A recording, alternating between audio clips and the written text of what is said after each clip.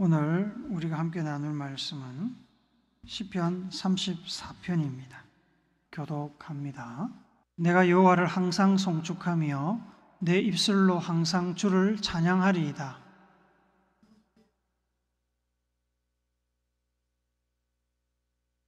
나와 함께 여호와를 광대하시다 하며 함께 그의 이름을 높이세.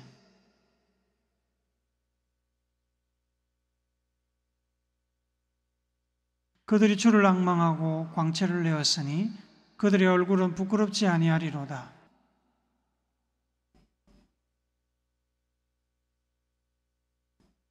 여호와의 천사가 주를 경외하는 자를 둘러 진치고 그들을 건지시는도다.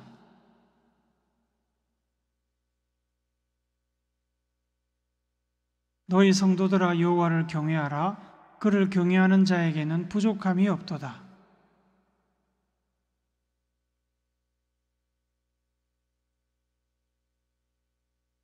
너희 자녀들아 와서 내 말을 들으라. 내가 여호와를 경외하는 법을 너희에게 가르치리로다.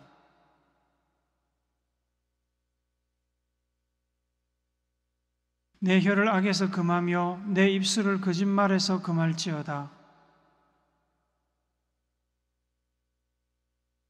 여호와의 눈은 의인을 향하시고 그의 귀는 그들의 부르짖음에 기울이시는도다.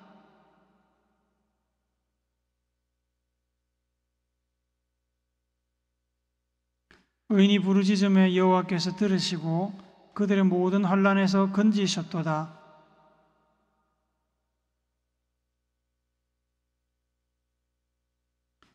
의인은 고난이 많으나 여호와께서 그의 모든 고난에서 건지시는도다.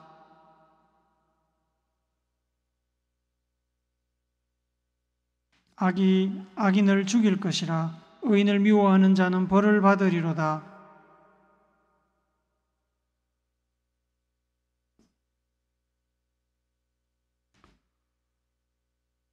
아멘.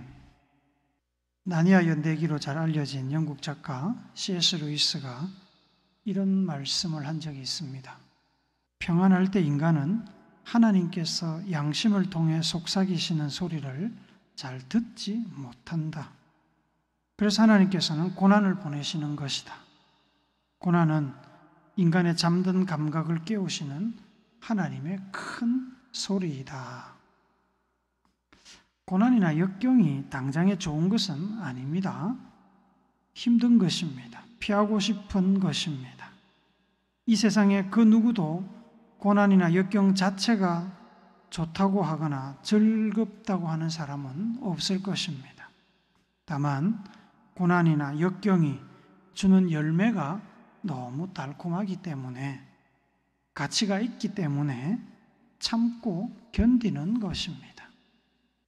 C.S. 루이스는 고통을 통해서 무뎌지고 잠든 영적 감각이 깨어나고 평소에 듣지 못했던 하나님의 음성을 듣게 된다고 말합니다. 신앙이 성숙하고 하나님과의 관계가 더 가까워진다는 말입니다. 하나님의 음성을 듣게 되면 하나님의 뜻을 깨닫게 되지요. 하나님의 음성을 듣고 그 뜻을 알게 된다는 것은 어떻게 살아야 하나님의 복을 누리며 하나님께서 맡기신 사명을 실현할 수 있을지 그 방법, 그 길을 알게 된다는 말입니다. 하나님의 말씀을 듣고 하나님의 뜻을 알게 되는 것은 고난이 주는 가장 귀하고 큰 열매입니다. 이것보다 우리를 더 성숙한 그리스도인으로, 더 성숙한 하나님의 자녀와 백성으로 이끌어주는 것은 없습니다. 평생을 교회를 다니고 말씀을 읽어도 하나님의 음성을 듣고 하나님의 뜻을 깨닫지 못하는 사람이 얼마나 많은지 모릅니다. 듣지 못하고 깨닫지 못하니까 다른 길로 가고 엉뚱한 소리를 합니다. 하지만 귀한 것을 얻기 위해서는 그만한 대가를 지불해야 되지요. 고난의 열매를 얻으려면 고난을 제대로 통과해야 됩니다. 고난을 주신 하나님의 의도대로 고난을 당해야 제대로 고난을 통과하는 것입니다. 편법을 쓰고 탈법을 쓰고 변명을 하고 회피를 통해서 고난을 비껴가거나 고난의 강도를 줄이려고 시도하거나 외면한다면 하나님께서 계획하신 올바른 고난의 열매를 얻을 수 없습니다. 등굣길에 하나님께서 비를 뿌리시면 비를 맞더라도, 눈을 뿌리시면 눈을 맞더라도 학교로 가야 됩니다. 그래야 배울 수 있습니다. 비 온다고 눈 온다고 집으로 돌아가 버리거나 기분 가라앉았다고 다른 곳 가는 버스 잡아 타고 바닷가나 영화관으로 가버리면 학교에서 배울 기회를 놓치고 결석 처리를 당하게 됩니다. 고난은 힘듭니다. 어떤 때는 출구가 보이지 않아서 가슴이 내려앉습니다. 고난이 너무 극심하고 길어지면 그 길이 바른 길인지 의심이 들기도 하고 후회가 밀려올 때도 있습니다. 비가 조금 오면 낭만적이겠지만 비가 많이 오면 걷기도 힘이 들지요. 체온이 떨어지고 몸이 어실어실거릴 겁니다. 시야가 가려져서 한 치 앞도 보이지 않게 됩니다. 이렇게 고생하면서 학교에 꼭 가야 하나 싶은 생각이 들기도 합니다. 하루 쉰다고 무슨 더 큰 일이 일어나겠나 싶은 생각이 들지요. 그러나 여러분, 물이 깊을수록 고기가 많습니다. 훈련이 고될수록 우승이 주는 기쁨도 큽니다. 고난이 극심할수록 고난 뒤에 오는 열매는 더 달고 더 맛있습니다. 당장 눈앞에 열매가 보이지 않아서 힘들고 고통스러워도 인내하면서 편법이나 탈법, 변명, 회피하지 않고 제대로 고난을 통과하는 것이 가장 달콤한 열매를 획득할 수 있는 최고의 비법입니다. 시편 34편은 전체 시편들 중에 드물게 표제의 시의 배경을 설명하고 있습니다. 우리 시편 34편의 표제를 같이 읽어봅시다. 시작. 다윗이 아비멜렉 앞에서 미친 채 하다가 쫓겨나서 지은 시. 천하의 다윗이 왜 미친 척을 해야 했을까요? 아비멜렉은 누구일까요? 시편 34편과 비슷한 시기에 기록된 시가 또 하나 있는데 그것이 시편 56편입니다. 시편 56편의 표제도 우리 한번 읽어봅시다. 시작. 다윗의 믹담시, 인도자를 따라 요낫 엘렘 르호김에 맞춘 노래. 다윗이 가드에서 블레셋인에게 잡힌 때에. 믹담이라는 건 시의 내용상의 특징을 나타내는 말입니다. 인도자를 따라 요낫 엘렘 르호김에 맞춘 노래는 이 시를 노래하는 방법, 즉 음악적인 특성을 나타냅니다. 그리고 다윗이 가드에서 블레셋인에게 잡힌 때에, 이 말은 이 시의 배경입니다. 다윗이 아비멜렉 앞에서 미친 채 하다가 쫓겨난 때가 바로 다윗이 가드에서 블레셋인들에게 잡힌 직후에 일어난 일입니다. 아비멜렉은 두 가지 의미가 있습니다. 하나는 아브라함 시대 때부터 다윗 왕의 시대까지 블레셋 사람들의 왕을 호칭하는 보통 명사로 쓰입니다. 애굽 왕을 우리가 바로라고 그러죠. 그 바로는 사람 이름이 아닙니다. 왕이라는 뜻입니다. 다른 하나는 블레셋 왕 중에 특정한 왕의 이름을 지칭하기도 합니다. 고유명사로 쓰였습니다. 그래서 이 아비멜렉이라는 이름은 보통 명사로도 쓰이고 고유명사로도 쓰였습니다. 가드는 지도에서 보시는 대로 블레셋에 속한 땅에 있는 도시로서 일반적으로 가드와 블레셋은 같은 의미로 쓰였습니다. 시편 34편의 아비멜렉은 블레셋, 곧 가드의 왕을 나타내는 보통 명사입니다. 다윗이 가드의 왕 앞에 나간 사건은 사무엘상 21장에 소개되고 있습니다. 이스라엘 내에서 다윗의 명성과 인기가 계속 올라가자 사울 왕은 다윗을 질투하기 시작했습니다. 그러다가 그 질투가 점점 심해져서 사울 왕이 대놓고 다윗을 미워했고 죽이려고 시도하는 지경에 이르렀습니다. 다윗은 어쩔 수 없이 사울 왕을 피해서 도망자 신세가 되었습니다. 다윗이 피신하는 데 결정적인 도움을 준 사람은 바로 다윗의 부인 사울 왕의 딸 미갈과 다윗의 절친이자 사울 왕의 아들인 요나단이었습니다. 미갈과 요나단은 다윗이 아무런 죄가 없다는 것을 누구보다도 더 잘 알고 있었습니다. 그래서 아버지의 뜻에 반대하면서 다윗의 도주를 도와주었습니다. 특히 요나단은 왕자로서 훗날 왕이 될 사람이었습니다. 다윗의 인기와 실력이 날로 높아지면서 정치적으로 보면 다윗과 경쟁 관계에 있는 사람이었습니다. 그럼에도 불구하고 요나단은 다윗을 신뢰하고 사랑했습니다. 사울 왕의 뒤를 이을 사람이 자기가 아니라 다윗이라는 것을 잠정적으로 인정하고 있었습니다. 그만큼 그는 다윗을 존중했습니다. 다윗은 절친 요나단과 헤어져서 노비라는 곳으로 도망을 갔습니다. 노베는 제사장 아히멜렉이 있었고 하나님께 제사 드리는 제단이 있었습니다. 급히 도망오느라 아무것도 가져오지 못한 다윗은 노베에서 아히멜렉의 도움으로 허기를 떼었고 골리앗을 죽일 때 빼앗았던 그 칼을 얻게 됩니다.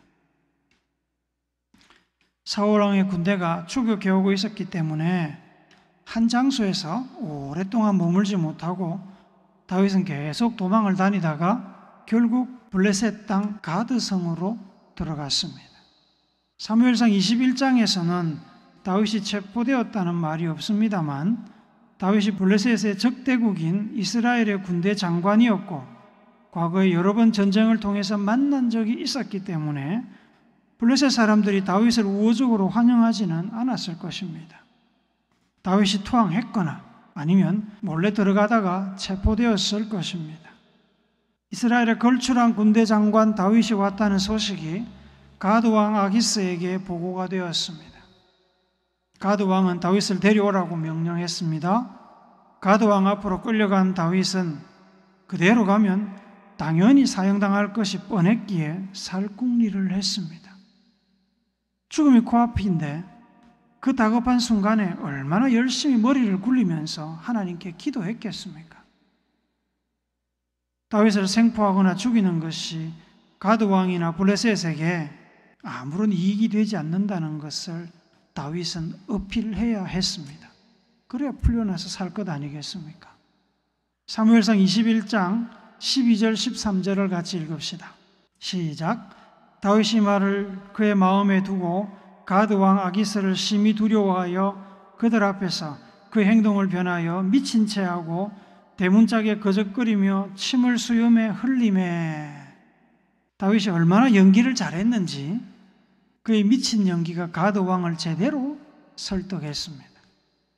당시의 사람들은 이 정신질환을 귀신 들린 병으로 생각했습니다. 지금도 그렇지만 그때도 사람들은 정신질환을 앓고 있는 사람을 무시하고 멀리했습니다. 무시했지만 가엾게 여겼고 강제로 구속하거나 폭력을 행사하지 않았습니다. 가드 왕 아기스는 미쳐버린 다윗을 보고 그를 쫓아냈습니다. 그렇게 다윗은 가드성에서 쫓겨나 생명을 건졌고 블레셋 땅에서 사울 왕의 추격을 피해 한동안 안전하게 지낼 수 있었습니다. 오늘 본문 시편 34편은 이때 지은 것이라고 표제가 설명하고 있습니다. 다윗은 사울 왕을 피해 블레셋 땅까지 인도하시고 가드 왕으로부터 생명을 지켜주신 하나님께 찬양을 드렸습니다. 우리 4절 6절을 한 번 더 읽읍시다. 시작. 내가 여호와께 간구하며 내게 응답하시고 내 모든 두려움에서 나를 건지셨도다. 이 공고한 자가 부르짖음에 여호와께서 들으시고 그의 모든 환난에서 구원하셨도다. 자기 스스로를 공고한 자라고 부르는 것은 그만큼 현재 자신의 처지가 비참하다고 느꼈기 때문입니다.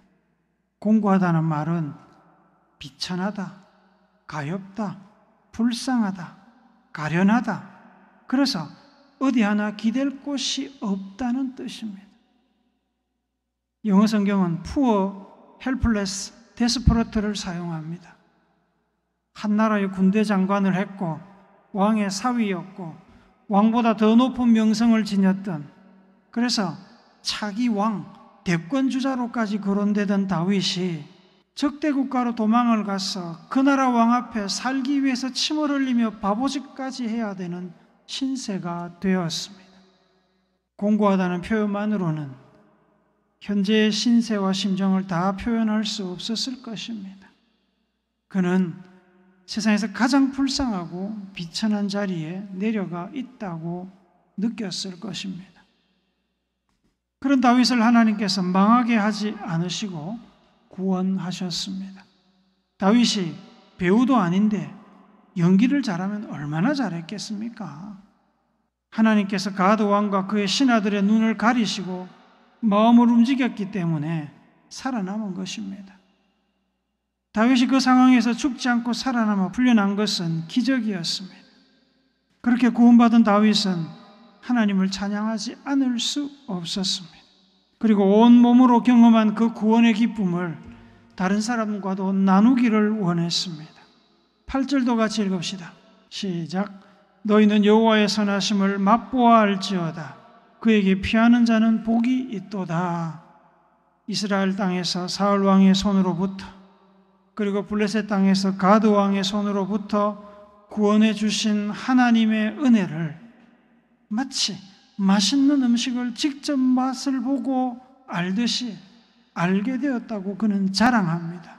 자랑하면서 백성들에게도 혹은 이 시편을 읽고 있는 성도들에게도 하나님의 그 은혜를 맛보아 알라고 지금 권하고 있습니다. 내가 맛보니까 정말 놀랍다. 그러니 당신들도 하나님의 은혜를 맛보십시오. 그러나 여러분, 다윗처럼 하나님의 은혜를 맛보려면 다윗처럼 하나님 앞에서 정직하고 성실해야 됩니다. 하나님의 인도하심을 따라 불의와 불법과 타협을 거부하고 오로지 하나님만 의지하며 정직과 성실로 살아야 됩니다. 그렇게 살면 다윗처럼, 예수님처럼, 사도 바울처럼, 세례 요한처럼 고난에 빠질 확률이 매우 높습니다. 고난 중에도 정직과 성실 그리고 변함없는 믿음으로 하나님을 바라보아야 다윗처럼 고난 중에 그 구원의 은혜를 맛보아 알 수 있습니다. 진하게 맛볼 수 있습니다. 다윗처럼 살아야. 여러분, 오늘 시편의 배경을 모른 채 우리가 이 시를 읽으면 시편을 액면 그대로 받아들여서 다윗은 이제 불행 끝 행복 시작이라 기뻐서 하나님을 찬양하고 있구나라고 생각할 것입니다. 그리고 그 뒤로 행복하게 쭉 잘 살았다고 우리는 상상할 겁니다. 하지만 사실 다윗이 가드 왕 앞에서 미친 연기를 해서 구원받은 이 사건으로 다윗의 고난이 끝난 것이 아닙니다. 블레셋 땅이라 당장의 사울 왕의 추격은 걱정하지 않아도 될 것이고 가드 왕 앞에서도 풀려났으니 이제 가드 왕도 걱정하지 않아도 되겠지만 다윗이 찾은 평화는 일시적인 평화였습니다. 그의 고난은 끝난 것이 아니었습니다. 다윗은 블레셋 땅에 영원히 살려고 간 것이 아닙니다. 망명을 신청한 것이 아닙니다. 다윗은 사울 왕이 죽을 때까지 그곳에 머물려고 했을 것입니다. 블레셋 사람 중에 누구라도 다윗이 멀쩡한 것을 목격하고 가드 왕에게 신고한다면 그는 언제든지 그 땅에서 체포될 수 있는 운명이었습니다. 미친 척 신분을 속이고 숨어 지내는 삶이 고향을 떠나 떠돌이 이방인으로서 블레셋 땅에 머무는 삶이 편하면 얼마나 편하겠습니까? 잠시 한숨은 돌릴 수 있지만 불편함과 불안은 여전했습니다. 고향으로 돌아가고 싶지만 사울 왕이 눈에 불을 켜고 그를 찾고 있는 상황은 변함이 없었습니다. 다윗이 믿음으로 구원받은 것을 기쁘게 찬양했지만 그 얼굴 이면에는 끝나지 않은 도망자의 신세가 주는 고달픔과 서러움의 눈물과 한숨이 여전히 남아 있었습니다. 지금 막 고비 하나를 넘긴 것입니다. 앞으로도 넘어야 할 고비가 첩첩산중입니다. 어쩌면 영영 고향으로 돌아가지 못할 수도 있고, 아니면 가드 왕이나 혹은 사울 왕에게 잡혀서 형장의 이슬로 사라질 수도 있을 것입니다. 실제로 다윗은 나중에 이스라엘로 돌아갔다가 가족들과 자기를 추종하는 사람들과 함께 다시 가드로 피신하여 한참을 가드 땅에 살았습니다. 그리고 얼마의 시간이 지난 뒤에 이스라엘로 돌아가서 남유다에 머물며 남유다의 왕이 되었습니다. 오랜 인구의 시간을 견뎌야 했습니다. 다윗은 그러한 지속적인 고난의 시간 속에서 잠깐 맛본 구원의 은혜를 마치 모든 고난이 끝난 사람처럼 오늘 하나님께 찬양을 드리고 있습니다. 이것은 고난에 굴하지 않는, 고난 중에도 절대로 포기하지 않는 하나님에 대한 다윗의 믿음의 고백입니다. 믿음은 바라는 것들의 실상이요 보이지 않는 것들의 증거니라는 이 말씀처럼 다윗은 아직 끝나지 않는, 끝이 보이지 않는 고난의 터널 안에서 하나님께서 오늘 구원해 주신 것처럼 앞으로도 계속 구원해 주실 것을 확신하며 터널 안에 있으면서 마치 터널을 벗어난 사람처럼 하나님의 은혜를 찬양하며 기뻐하고 있습니다. 19절 20절도 우리 같이 읽어봅시다. 시작. 의인은 고난이 많으나 여호와께서 그의 모든 고난에서 건지시는도다. 그의 모든 뼈를 보호하시며 그 중에서 하나도 꺾이지 아니하도다. 고난이 아직 끝난 게 아닙니다. 이제 겨우 한 고비밖에 넘기지 않았습니다. 그럼에도 하나님께서는 모든 고난에서 자기를 보호해 주실 거고 뼈 하나도 부러지게 하지 않을 것이라고 하나님 앞에 다윗은 믿음으로 고백하고 찬양하고 있습니다. 다윗은 고난을 통해서 하나님의 음성을 더 세밀히 듣게 되었고 하나님과 더 깊은 관계 안으로 들어갔습니다. 그의 믿음이 더 성장하고 있었습니다. 18절 우리 같이 읽어봅시다. 시작. 여호와는 마음이 상한 자를 가까이 하시고 충심으로 통회하는 자를 구원하시는도다. 다윗은 하나님께서 자기의 상한 마음을 외면하지 않으시고 가까이 돌보실 것을 확신하고 있었습니다. 행여나 죄를 지어도 회개하기만 하면 회개하는 자를 하나님께서 구원하실 것이라고 그는 노래합니다. 단지 죽을 위기에서 몸만 살려주신 것이 아니라 고난 속에서 낙심하고 지쳐있는 그의 마음도 살려주시고 행여나 알게 모르게 지었을 죄로 인해서 죽을 영혼도 하나님께서 살려주신다고 깨닫고 그 구원의 깨달음과 확신을 지금 노래하고 있는 겁니다. 사랑하는 오늘교회 성도 여러분, 살다 보면 누구나 고난을 겪습니다. 나는 아니겠지, 그렇지 않습니다. 누구나 겪습니다. 다만 그 고난을 어떻게 통과하느냐에 따라 고난 이후의 인생이 달라집니다. 인간이 경험할 수 있는 최악의 선택은 고난을 통해 원망하고 불평을 늘어놓으며 자포자기하고 믿음을 저버리는 선택입니다. 고난을 통해서 인간이 경험할 수 있는 최고의 선택은 자기를 돌아보고 죄를 회개하며 마음 깊은 곳에서 하나님의 음성을 듣고 하나님의 뜻을 분별하여서 환경이나 상황에 굴하지 않고 하나님만 의지하며 한 걸음 한 걸음 앞으로 나아가는 삶입니다. 그러다 보면 고난의 터널은 끝이 나고 하나님의 약속은 이루어지며 달콤한 고난의 열매를 얻게 되는 것입니다. 그러기까지 그 긴 고난의 터널을 우리는 믿음으로 잘 견뎌야 합니다. 고난 속에서 포기하지 않고 하나님의 은혜를 기억하고 감사하며 찬양한 다윗과 같이 어떤 고난이 오더라도 믿음을 지키며 하나님과 동행하는 여러분과 제가 되기를, 십자가를 지고 골고다를 올라가신 예수님의 거룩하신 이름으로 축복합니다. 아멘.